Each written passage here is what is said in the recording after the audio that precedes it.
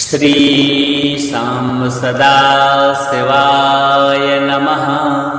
श्री रुद्र द्वादश नाम शिव स्तोत्र में भगवान शिव के 12 नामों का दिव्य उल्लेख किया गया है। इनमें से एक एक भगवान शिव का नाम अत्यंत ही प्रभावशाली है, जो आपके अनंत जन्मों के दुख और दरिद्रता का नाश करने में सक्षम है। जो भी भक्त इन दिव्य और अति पावन नामों को तीनों समय अर्थात सुबह, दोपहर और शाम को नित्य श्रवण करता है, वह भगवान शिव की कृपा का पात्र हो जाता है। उसे इस सृष्टि के समस्त सुखों की प्राप्ति होती है, अपार ऐश्वर्य की प्राप्ति होती है और अंत में भगवान भोलेनाथ का दिव्य धाम प्राप्त होता है।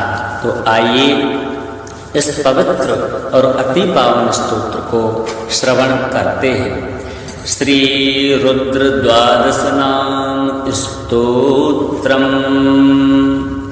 प्रथमं तु महादेवं, द्वितीयं तु महेश्वरं, तृतीयं शंकरं प्रोक्तं, चतुर्थं वृषभध्वजं, पंचमं पृथ्वीवासं च, षष्ठं कामांगनाशनं, सप्तमं देवदेवेशं, श्रीकंठं चाष्टमं तथा नवमं तु हरं देवं, दशमं पार्वतीपतिं, रुद्रमेकादशं प्रोक्तं, द्वादशं शिवमुच्यते।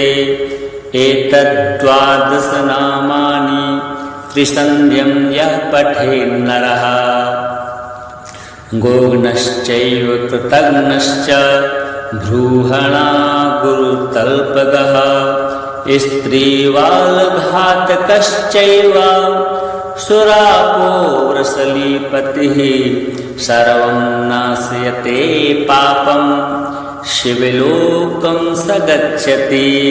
शुद्धस्फटिकसङ्काशं, त्रिनेत्रं चन्द्रशेखरं, इन्दुमण्डलमध्यस्थं, वन्दे देवं सदाशिवं। प्रथमं तु महादेवं, द्वितीयं तु महेश्वरं, तृतीयं शंकरं प्रोक्तं, चतुर्थं वृषभध्वजं, पंचमं पृथ्वीवासं च, षष्ठं कामांगनाशनं, सप्तमं देवदेवेशं, श्रीकंठं चाष्टमं तथा नवमं तु हरं देवं, दशमं पार्वतीपतिं, रुद्रमेकादशं प्रोक्तं, द्वादशं शिवमुच्यते। एतद्द्वादश नामानि त्रिसन्ध्यं यः पठेन्नरः, गोग्नश्चैव कृतघ्नश्च, भ्रूहणा गुरुतल्पगः, स्त्रीवालघातकश्चैव, सुरापो वृषलीपतिः, सर्वं नाशयते पापं, शिवलोकं स गच्छति।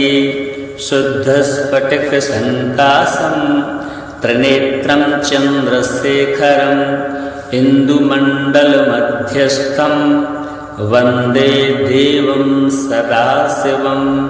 प्रथमं तु महादेवं, द्वितीयं तु महेश्वरं, तृतीयं शंकरं प्रोक्तं, चतुर्थं वृषभध्वजं, पंचमं पृथ्वीवासं च, षष्ठं कामांगनाशनं, सप्तमं देवदेवेशं, श्रीकंठं चाष्टमं तथा नवमं तु हरं देवं, दशमं पार्वतीपतिं, रुद्रमेकादशं प्रोक्तं, द्वादशं शिवमुच्यते। एतद्द्वादश नामानि त्रिसन्ध्यं यः पठेन्नरः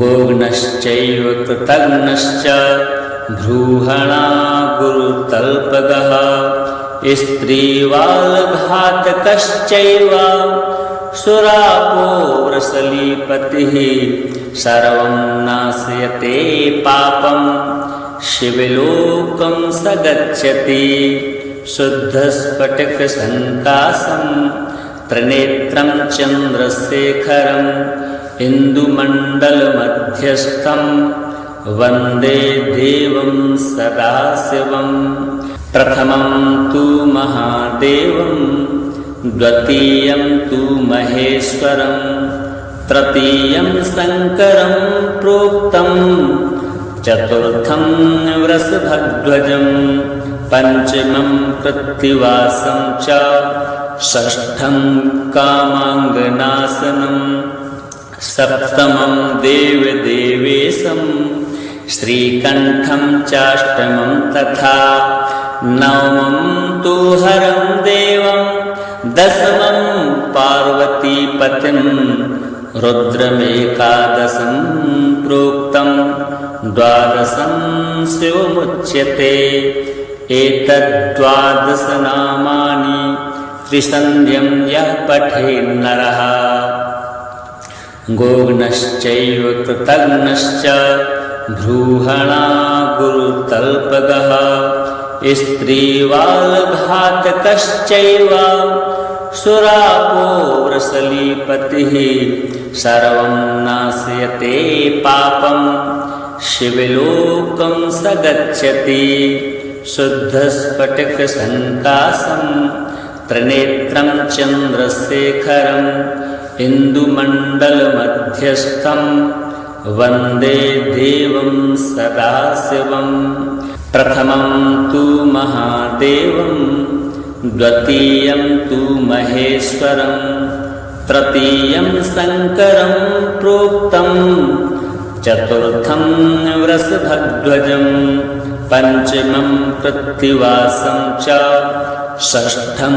कामाङ्गनाशनं सप्तमं देवदेवेशं श्रीकण्ठं चाष्टमं तथा नवमं तु हरं देवं दशमं पार्वतीपतिं रुद्रमेकादशं प्रोक्तं द्वादशं शिवमुच्यते एतद्द्वादशनामानि त्रिसन्ध्यं यः पठेन्नरः गोघ्नश्चैव कृतघ्नश्च भ्रूहणा गुरुतल्पगः स्त्रीवालघातकश्चैव सुरापो वृषलीपतिः सर्वं नाशयते पापं शिवलोकं स गच्छति शुद्धस्फटिकसङ्काशं त्रिनेत्रं चन्द्रशेखरम् इन्दुमण्डलमध्यस्थं वन्दे देवं सदाशिवं प्रथमं तु महादेवं द्वितीयं तु महेश्वरं तृतीयं शङ्करं प्रोक्तं चतुर्थं वृषभध्वजं पञ्चमं कृत्तिवासं च षष्ठं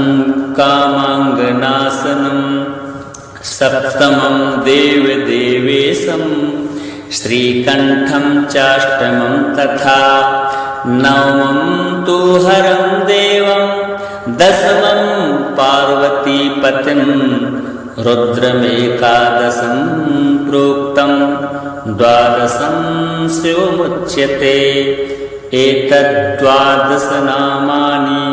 त्रिसन्ध्यं यः पठेन्नरः गोघ्नश्चैव कृतघ्नश्च भ्रूहणा गुरुतल्पगः स्त्रीवालघातकश्चैव सुरापो वृषलीपतिः सर्वं नाशयते पापं शिवलोकं स गच्छति शुद्धस्फटिकसङ्काशं त्रिनेत्रं चन्द्रशेखरम् इन्दुमण्डलमध्यस्थं वन्दे देवं सदाशिवं।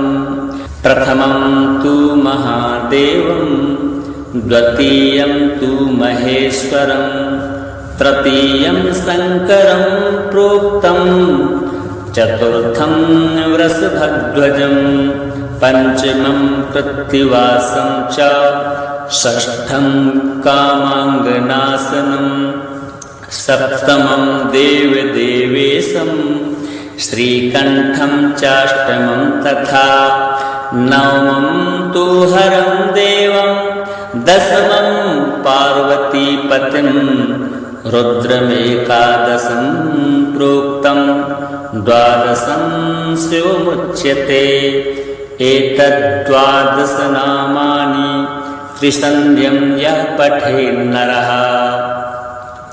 गोघ्नश्चैव कृतघ्नश्च भ्रूहणा गुरुतल्पगः स्त्रीवालघातकश्चैव सुरापो वृषलीपतिः सर्वं नाशयते पापं शिवलोकं स गच्छति। शुद्धस्फटिकसङ्काशं त्रिनेत्रं चन्द्रशेखरम् इन्दुमण्डलमध्यस्थं वन्दे देवं सदाशिवं। प्रथमं तु महादेवं द्वितीयं तु महेश्वरं तृतीयं शङ्करं प्रोक्तं चतुर्थं वृषभध्वजं पञ्चमं कृत्तिवासं च षष्ठं कामाङ्गनाशनं सप्तमं देवदेवेशं श्रीकण्ठं चाष्टमं तथा नवमं तु हरं देवं दशमं पार्वतीपतिं रुद्रमेकादशं प्रोक्तं द्वादशं शिवमुच्यते। एतद्द्वादशनामानि त्रिसन्ध्यं यः पठेन्नरः गोघ्नश्चैव कृतघ्नश्च भ्रूहणा गुरुतल्पगः स्त्रीवालघातकश्चैव सुरापो वृषलीपतिः सर्वं नाशयते पापं शिवलोकं स गच्छति। शुद्धस्फटिकसङ्काशं त्रिनेत्रं चन्द्रशेखरम् इन्दुमण्डलमध्यस्थं वन्दे देवं सदाशिवं।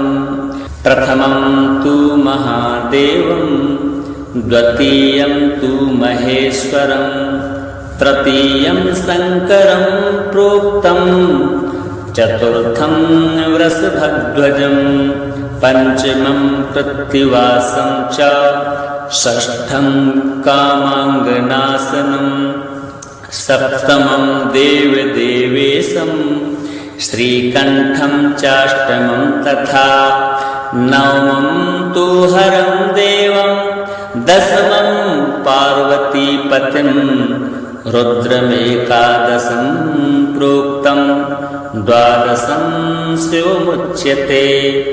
एतद्द्वादशनामानि त्रिसन्ध्यं यः पठेन्नरः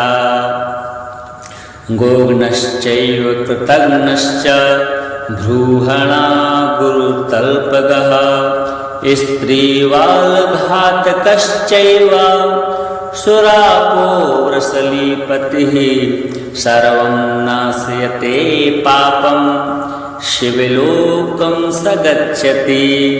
शुद्धस्फटिकसङ्काशं त्रिनेत्रं चन्द्रशेखरम् इन्दुमण्डलमध्यस्थं वन्दे देवं सदाशिवम्।